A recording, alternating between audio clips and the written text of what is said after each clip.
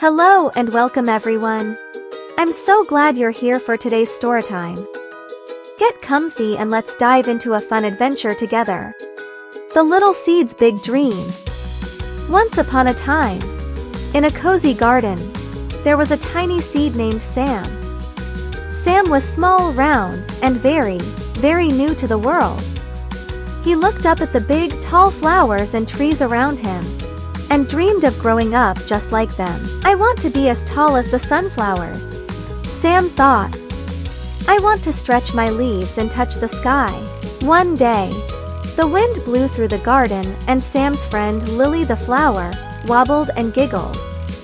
Hey Sam, what are you thinking about? Sam sighed. I want to grow big and tall, just like the other plants. But I'm so small. How will I ever do it? Lily smiled and said, Don't worry, Sam. You'll grow in your own time. You just need to be patient and do your best. But I want to grow now, Sam thought, feeling a little sad. That night, Sam tucked himself into the soft soil and fell asleep. The next morning, he felt something different. His tiny roots were stretching deeper into the earth, and his little green sprouts started poking through the soil. He was growing. Days went by, and Sam slowly grew taller. He wasn't as tall as the sunflowers yet, but he was proud of how far he had come. Each day, he reached a little higher toward the sky. One morning, Lily noticed Sam standing tall and bright with beautiful green leaves. Look at you, Sam, she said. You did it.